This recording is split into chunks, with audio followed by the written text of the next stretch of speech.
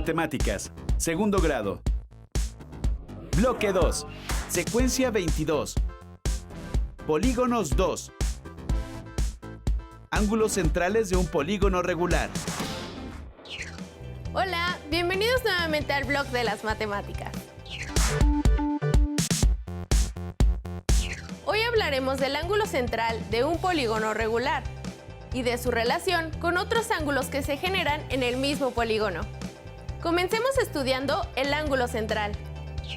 Observen cómo se va trazando uno de los ángulos centrales en estos polígonos regulares. Con base en estos ejemplos, ¿cómo podrían definir al ángulo central?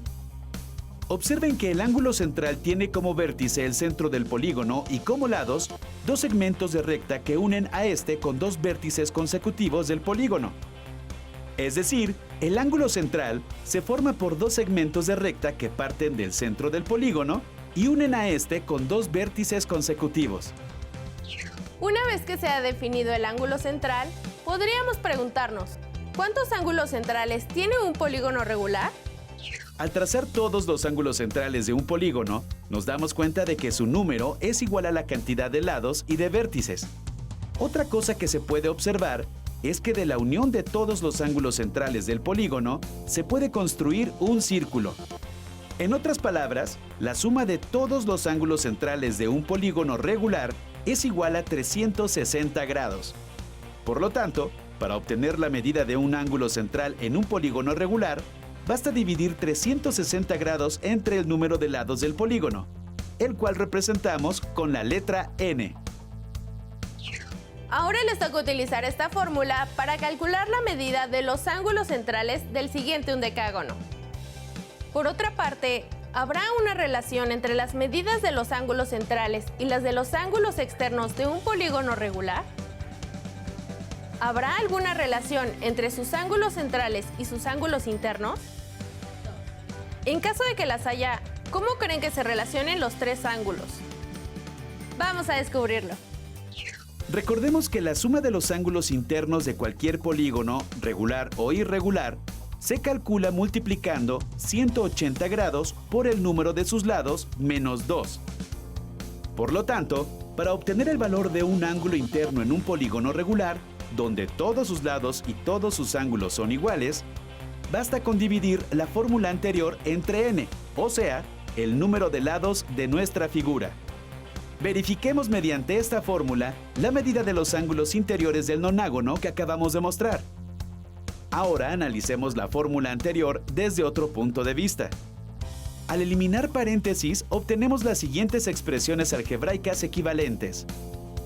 Pero n que multiplica y n que divide se eliminan y queda solamente... Observen bien el término que se resta a 180 grados. ¿Han visto esta expresión antes? ¡Claro! ¡La acabamos de ver!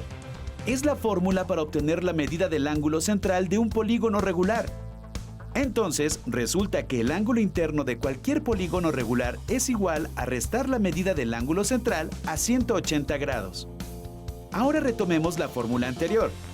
Si pasamos al otro lado del signo igual el término 360 grados sobre n, obtenemos lo siguiente. Pero de nuevo, como 360 grados entre n es igual al ángulo central, resulta que la expresión algebraica nos está diciendo que la suma del ángulo central y el ángulo interno es 180 grados, es decir, son ángulos suplementarios. Nos resta analizar la relación que existe entre el ángulo central y el ángulo externo de un polígono regular.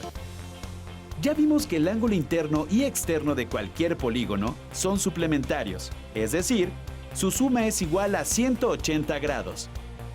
Observen que si a 180 grados le restamos el ángulo interno, se obtiene el ángulo externo. Lo anterior lo podemos representar mediante la siguiente expresión algebraica. Pero acabamos de ver que el ángulo interno es igual a 180 grados menos 360 sobre n. Si sustituimos este valor en la ecuación anterior, nos da...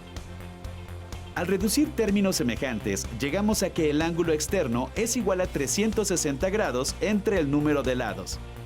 Y de nuevo, recordamos que el ángulo central es igual a... Por lo tanto, el ángulo externo es igual al ángulo central en cualquier polígono regular. Todo esto ha sido muy interesante, ¿cierto? Resumamos las características y las relaciones entre los ángulos de un polígono regular que acabamos de ver.